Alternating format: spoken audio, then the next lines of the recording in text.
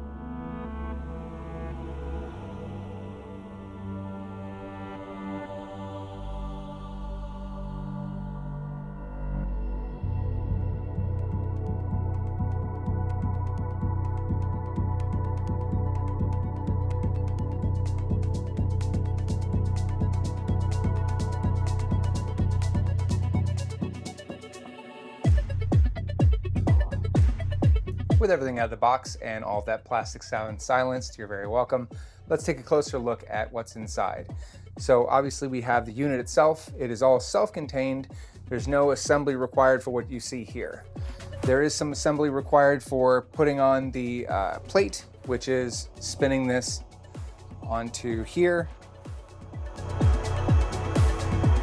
Look at that, assembly complete, all done. So let's take a closer look at the plate. So you'll notice that this plate has a new diamond pattern. This diamond pattern, we saw it on the Jupiter SE as well. This is meant to be kind of a replacement for scuffing up your plate with a piece of sandpaper. This kind of check pattern is to help with removing things off the plate. It should help with adhesion and it should help with removal. Again, I'm going to recommend going to recommend using a flex plate. It's just simply easier. This combines with another tool that they send, and I'm glad that they actually send a quality one. This is the one that they've been using since the first printers that I've reviewed a couple of years ago. This right here is a nice scraper for removing things off the build plate. It's a good sturdy one. The reason I recommend a flex plate is it's very easy to be removing things off of your plate and accidentally hit your fingers. If you jump on Reddit, you'll see plenty of examples right around the January timeframe. People that are brand new to printing find themselves in the emergency room as they've jabbed one of these into their palm of their hand. Gloves won't save you from that. So flex plate for this, but for now, there's the print plate with a new diamond pattern to help with adhesion. Placing the plate onto the machine is as simple as raising this a little bit. You'll notice that it has a small channel here, and it uses the same 4-point configuration as the larger Jupiter SE for leveling. So you'll loosen these 4 screws. That's going to allow this to move up and down slightly and back and forth slightly, so that way you can get yourself nice and level. But putting it on the plate is simply sliding it on there. We'll need to power the system up and raise this up a little so I can get that underneath, but this just simply goes underneath here. There's a small set of grooves here for that to channel right in. You'll notice these keep falling off. I'll be taking these off. They're little covers for these screws. I've never had one survive for very long. It's a nice idea, but it's just not practical. These are just gonna get filled up with resin anyway and be all gross. So thanks, but no thanks on those. No big deal though. So let's set this aside. They also include, speaking of kind of useless stuff, they also include these funnels. I've never been a fan of these paper funnels. These are just flimsy.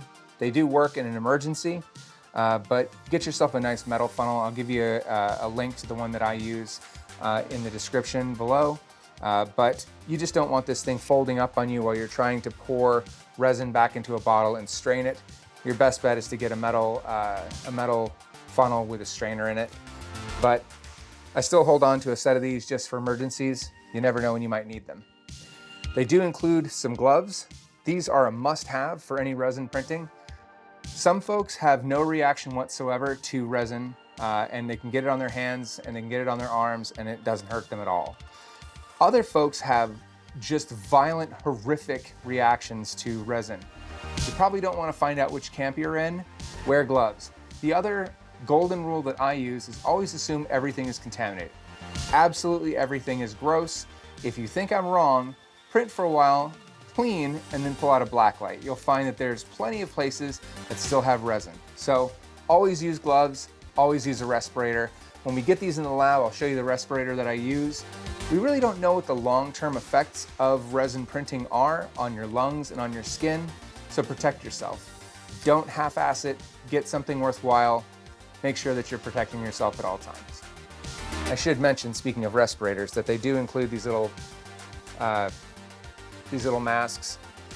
These just don't work. Just no. These are just a no. There's also a bag with all the tools. These are going to be your screws for your level plate, your Allen wrenches for your level plate, and some replacement screws if you happen to lose one. They've included a whole variety of them. That can be the ones that go here inside the unit itself if you happen to need to change the screen, or it can be a replacement screw for anything else in this. The only thing that they don't include, which kind of I wish they would be some replacement these long replacement screws here would be nice, but that's kind of a wish list item. They do also include, however, one of these charcoal filters. So these have been upgraded since the Saturn II. The Saturn II, they were meant to last about 6 months. These new ones have twice as much carbon material in them, and they're meant to last a year. Now, obviously that's based on a regular amount of use for printing. If you print a lot, you might need to change them more often, but they're actually really inexpensive. They're just a USB port here. They plug in right here, and then you can at least remove some of the VOCs from the air. If you're not able to remove enough, or if you're concerned about an enclosed space, There is also a feature on the back of the case here. You can remove these 4 screws and you can place a small conduit there where you can funnel everything out. Elegoo does have a large air scrubber. I've not gotten my hands on it yet. I'll probably try and review that next. I want to find out how effective they are. But if you just set up something that vents to the air, like to a window, you can do that off the back of this with a small PC fan that just pulls everything away and vents it out into the open air. Either way, you're going to want a respirator when the hood's off, and if you want some additional VOC ventilation, use this off the back. Either way, protect yourself at all times. Also included in the box is the power brick, and that connects to a completely standard cable. If you've built a PC in the last 30 years, you've probably got a ton of these laying around. This one's about 4 feet long, so if you needed to get something longer than that, if you have a longer run from, say, a power strip or a UPS, well, this is a standard cable. You can jump on Amazon, you can get a 12-foot cable if you need, and plug it in. It's a very easy swap. That's the whole reason why these are still separate, so you can actually swap that out and make it easy. Also included in the box is a USB stick. Now, this USB stick, it's unbranded. I have no idea who makes it. My Saturn II's USB thumb drive is still going, and I've had it for years at this point. So it doesn't have to be something, you know, like 128 gig SanDisk or something like that. The files that are being transferred are usually, even for something as large as this, are usually around 0.5 gig. So at most, you're probably dealing with a smaller print, like maybe 128 megs. So these don't have to be very big. Also included, which is a little interesting because it's not on the Jupiter SE, but it is on this, is a Wi-Fi connection. So this device has a Wi-Fi connection that's around 5 to 6 megs per second, and it has 4 gigs of internal storage. So you can transfer files wirelessly to the device, store it, and print it remotely. So this will give me a lot of connectivity as well. I'll be able to look in on my print and see where it is in the process without having to go to my lab and look at it.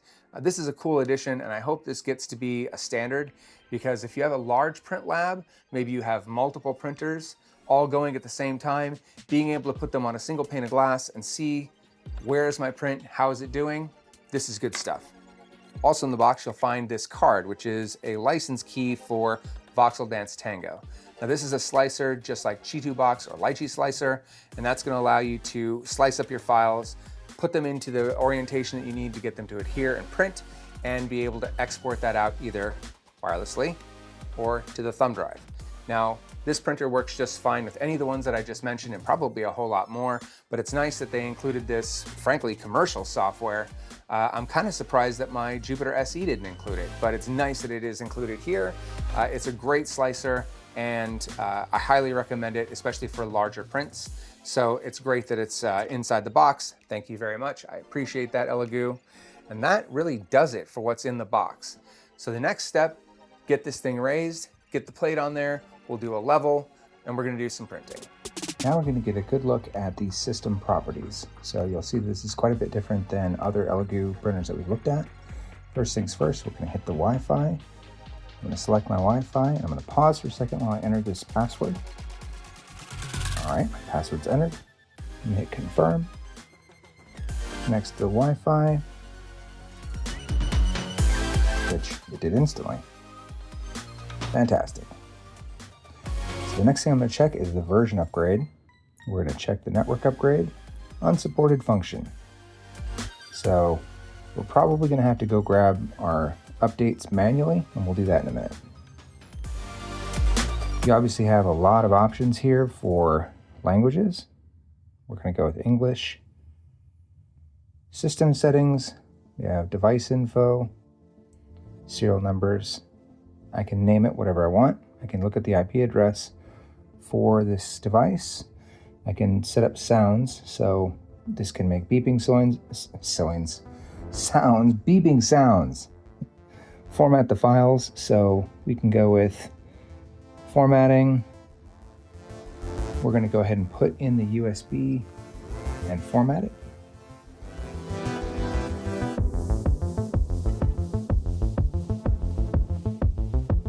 And then we also have an error log. This would be useful for troubleshooting with Elegoo.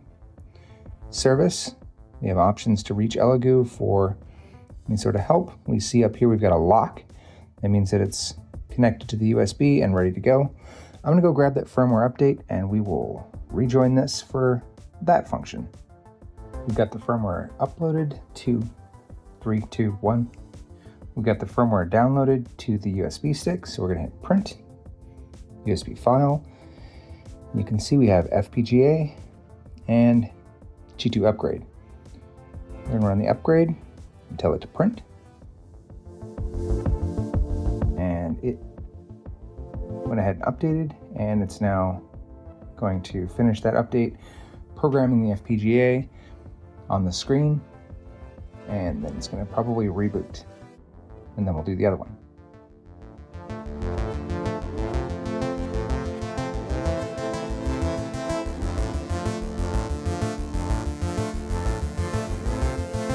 We're back to the main menu. We'll hit print once again, USB, scroll down, and run this update, and that will be both updates complete.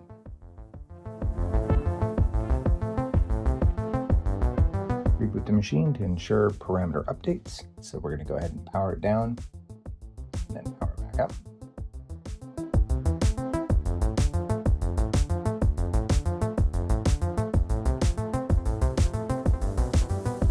Firmware updates complete. Now we're going to try and connect to that Wi-Fi again. So we are already connected to the Wi-Fi. We'll hit version upgrade. Yep, still says unsupported function. So I'm not quite sure what's up with the network upgrade. I'll probably open a ticket with Elegoo to see what I'm doing wrong, but this seems like it's something that's just kind of broken right now. Oh well. I will try to connect to this from my PC and we'll see how that goes. I'm not sure what softwares are supported, but I'll certainly look into that and we'll see what we can figure out. I'm also going to check this version number and make sure that we are actually fully updated. But beyond that, it's time to set up the rest of the device and we're going to do a test print. We've got the device all set up, so we're going to go ahead and remove the protective cover. Eventually, I'll add a protective screen to keep this safe. I've got the leveling card here for when we're going to do our leveling in just a minute. This uses a screw knob like this. It's very similar to what you've seen on. There are a couple of schools of thought on how to level a printer. I personally have used both and haven't really seen a big difference between either one, so it's really up to you. The leveling card that comes with this is about 2, maybe 3 pieces of paper, regular A4 paper thick. So eventually this is going to be gross. You'll need to replace it. When that happens, 2 to 3 pieces of paper, you'll have to experiment. The Saturn 3, I should say my Saturn 2 was 2 pieces of paper. Saturn 3, probably about the same. All right, so we're going to lock this down. And we're going to loosen all 4 of these bolts. We want to loosen it to the point that you see that shift down, that's able to move. I like to make them plenty loose, but not quite falling out. So now that's able to move freely. And we're going to go down here to the settings. Oh, sorry, not settings. Tool. And we're going to tell it to go home.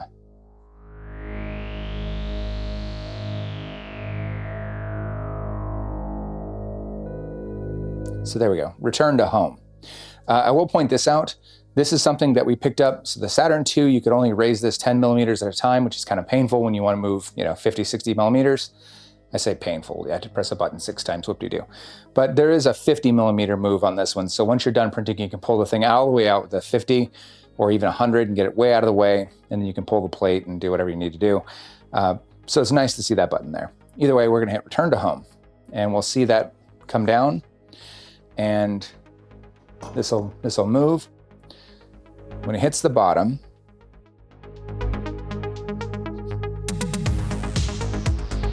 you'll see this move.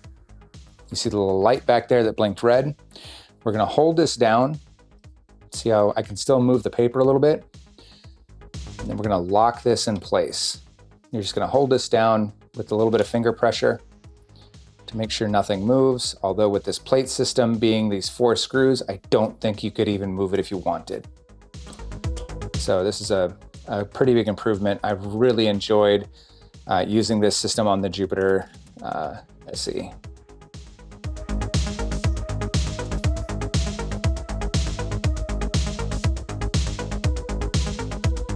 Okay, once we've got this all tightened up,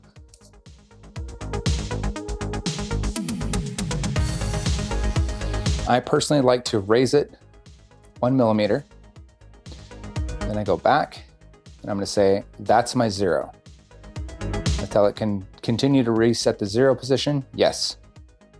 I'm going to go back into manual. I'm going to raise it 50 millimeters. Pull this out of the way.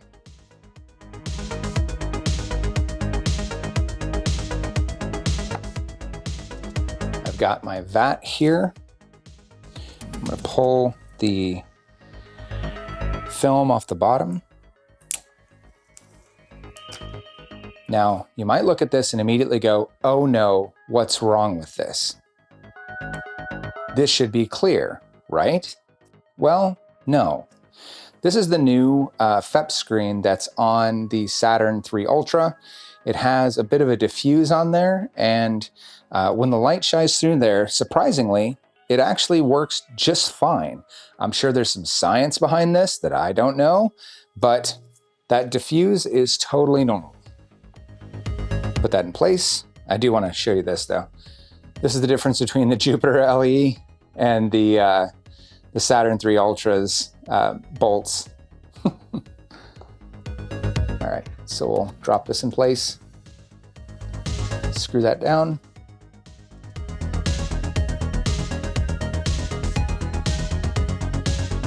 And we're going to throw in some resin. I'll get my settings all dialed in and we'll print something fun for test. Yeah, I could probably print the cones of calibration, and I definitely will. But, you know, let's just see what we can do out of the box. Basic settings, I'll take my best guess at what they should be, and we'll print something fun. Not necessarily something big, but certainly something more fun than a rook. So, in goes the resin, and let's see how it turns out.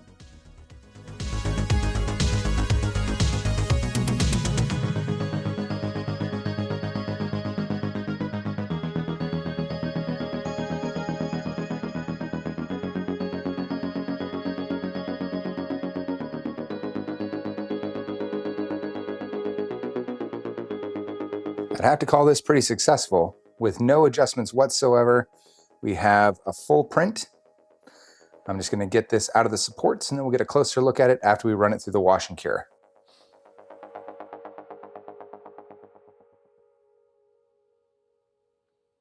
I think it would be unfair not to compare.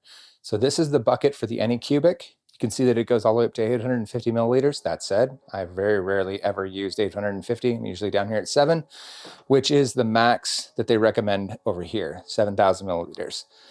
So that's going to handle pretty much anything you want to put in here, but it is slightly more narrow than its competitor. So this bottom part is a little more narrow. I don't know why they went with 2 different heights. There's probably a way to do that with the cage that didn't require the bucket be smaller. I don't know how much that's going to be a factor with larger prints, but I just did want you to see the differences between these two. I do like the larger latch system on the Elegoo system. They have the double latch over here for Anycubic. They have the double latch over here for Elegoo. Double latch on this side for Elegoo. Single latch over here. I have accidentally picked this up, popped a latch. The longer you use these, the more weak they get. It's nice to at least have 2. That way, I mean, there's at least twice as much of an opportunity to not get splashed when you can make sure that it's actually locked in place. These use the same sort of magnetic system. So you notice there's no like impeller exposed here. It's a similar situation over there, but you have to remove that small spinner plate. It's the same sort of spinner plate that's over here in the cure station, but in this way, you're not having to do that. You don't have to remove that piece. By having it as a separate station, there's no exposed pieces, and this is simply fill, place, and get to work. So pros and cons to all of it. I did want to point out that I have this now plugged in, so I can use this to cure. When I'm running this, I can put it inside something. There is no sort of cutout here for this to happen while it's inside there. So I think the intention is that you use this when it's outside, when your print is outside. Just the same, it'd be very easy to cut a notch in there if you really wanted that to be up in there while it's curing. It's not like there's generating any heat, so there's nothing stopping you from doing that. But it's a nice add-on. It saves you the trouble of having to make one of these and trying to find the right wavelength and the right strength. I've managed to find the right wavelength, but very rarely the right strength for the lights on this, so this is a good include. We're gonna load up the wash station with some isopropyl alcohol. I use 99% pure IPA. And I'm not gonna be printing very large to start, so we're only gonna fill it about halfway. A little bit of dripping you see there, that's why you put a mat underneath everything while you work, because resin printing can be messy.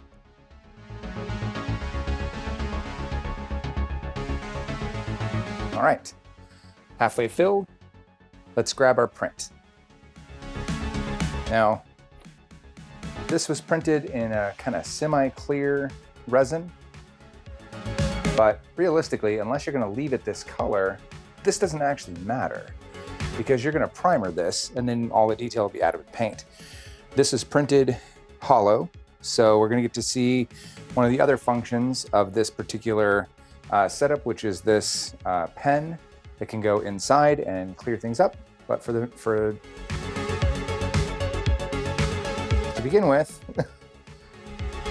we're gonna get this thing submerged and onto the station. I'm gonna move things a little bit closer here.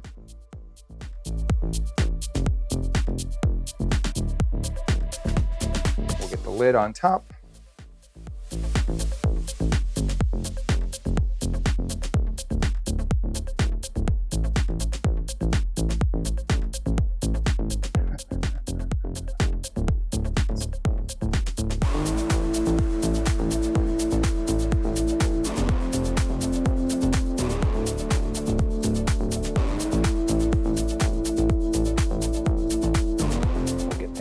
Down.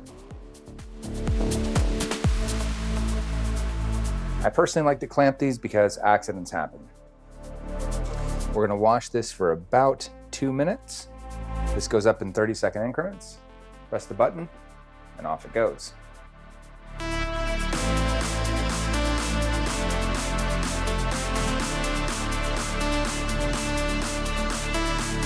At the halfway mark, you'll see that everything slows down and then starts again.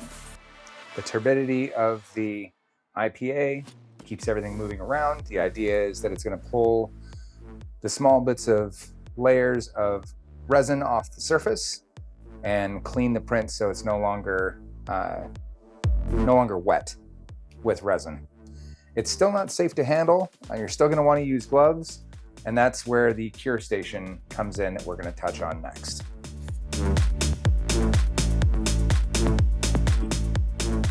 That's me bringing up the cure station, because we'll be done here in just a moment.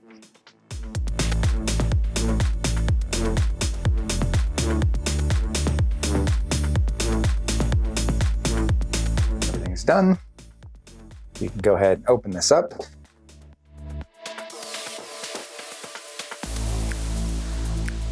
Wow, those are really on there. All right. Lift the basket. And our print is ready to go. We're gonna go ahead and drain out of it the remaining resin, which, because it's semi-transparent, you can actually see it draining out, which is kind of cool.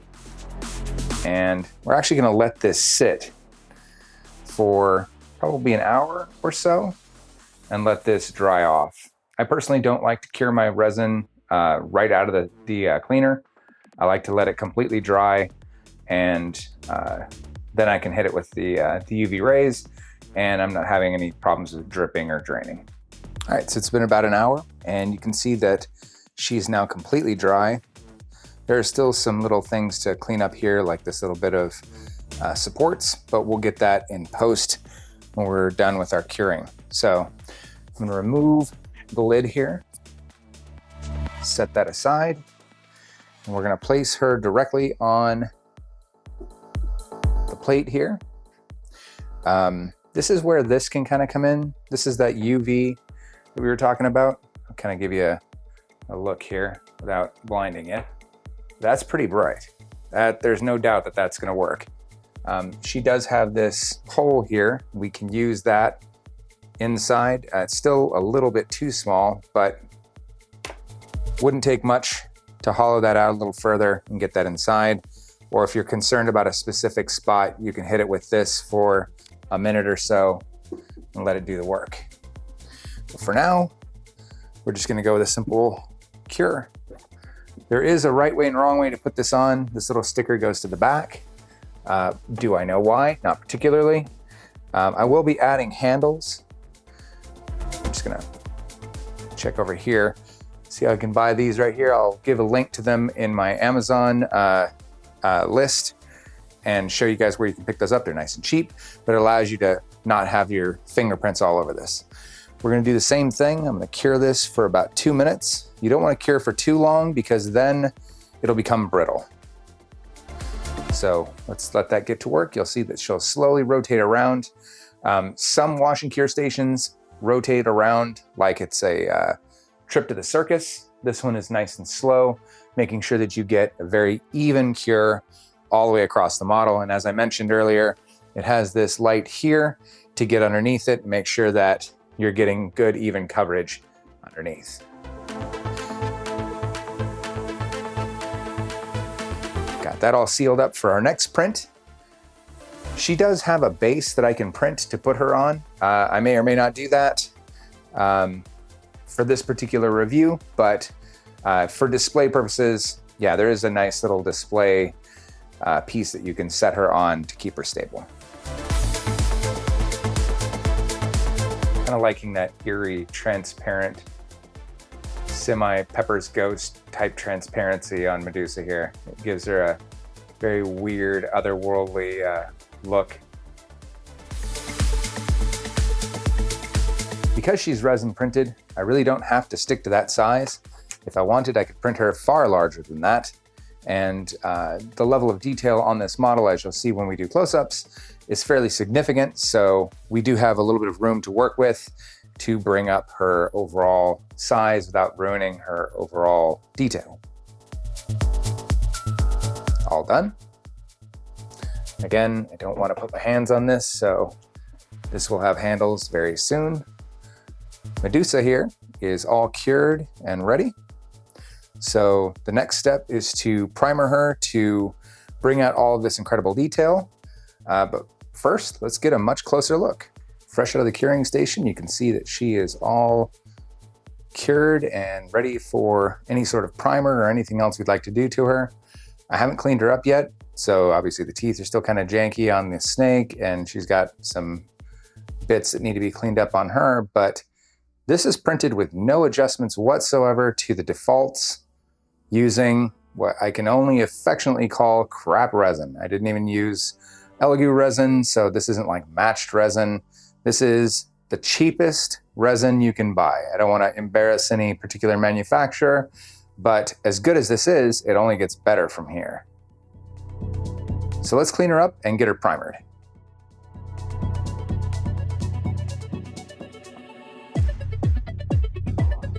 Before we primer, I do want to offer one other bit of advice.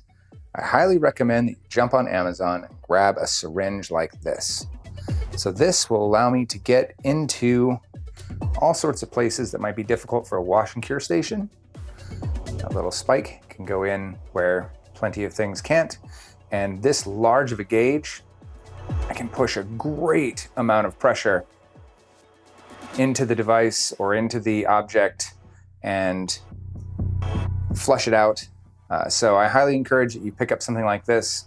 They're dirt cheap, and you can use them for quite a while before you need to throw them away. They're plastic, so you can just cure these too. You don't really have to worry about it getting resin on it like you would something else. And when it's too gross, leave it in the sun, throw it away, grab a new one.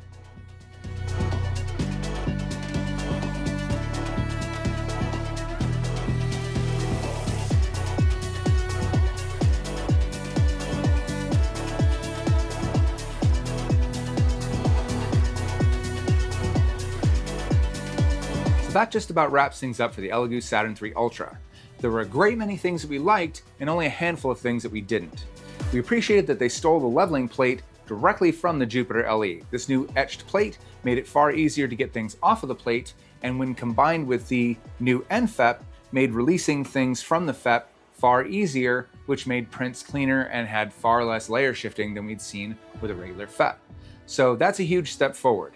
The operating system is also a huge step forward for Elegoo, though we did find a handful of bugs. The new operating system gives a lot more information about the file, print times, all of your settings, and allows you to set some of those things on the fly. But we did find that we weren't able to update the firmware using over-the-air or wireless. So we had to do that with a thumb drive, no different than you have for any other Elegoo printer all the way up to this point. So we'd like to see that updated in the next operating system revision. We also found that the 12K resolution was a huge step up from the Saturn II or even the Jupiter LE.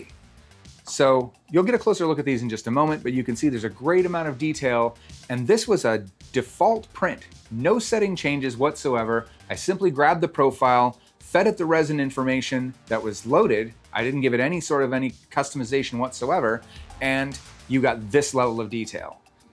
Now, these other ones, they haven't been cleaned up as much and they're still work in progress, but this one is almost ready to paint. And that came off the plate this way. So that's a huge improvement over previous models, and I can see them making even more revisions to get this even cleaner. And that makes it very easy to recommend this printer, because this required a lot of work to get here, and this required a tremendous amount of work to get here. This required no work. Now, at the end of the day, resin printing is a journey. So your experience may be slightly different than mine. You may have trouble where I didn't. Temperatures, light, all sorts of things can impact your overall experience. But this was default straight out of the box. Now, that easier experience will cost you a little bit extra. At the time of writing, it's about $540 on Amazon for the Jupiter 3 Ultra. Sorry, the Saturn 3 Ultra. The Saturn II, you can usually get around 200-ish. And the Jupiter LE, well, let's not compare price on that one. But obviously you're getting larger prints, and the older model is going to give you cheaper prints. But for my money, being able to print something straight out of the box, that's compelling. And it's a huge step for Elegoo forward, and a huge step for resin printing as this becomes far easier. We'll see far more uses for it. I've personally used it for printing things for board games, or simply replacing what's in board games. You can tell me that this little cardboard thing is a boulder, or I can print a boulder and then spend entirely too much time painting it. For me, that's relaxing and fun, and it certainly changes the table presence of any tabletop game. I highly recommend that. Same thing with things like Dungeons & Dragons. You can obviously print all sorts of things to bring your story to life. So that makes this a very compelling case. It's very hard to find things wrong with this printer. I mean, truthfully, it's just the firmware update thing. And I used junk resin to make this. So imagine what I can do with some matched resin. Let us know down in the comments whether you use matched resin or if you use just whatever's on sale. I'm Ron Burke, editor-in-chief for GamingTrend.com. Stay tuned as we take a look at the Saturn IV coming up very soon. Stay safe out there, and we'll see you again very soon.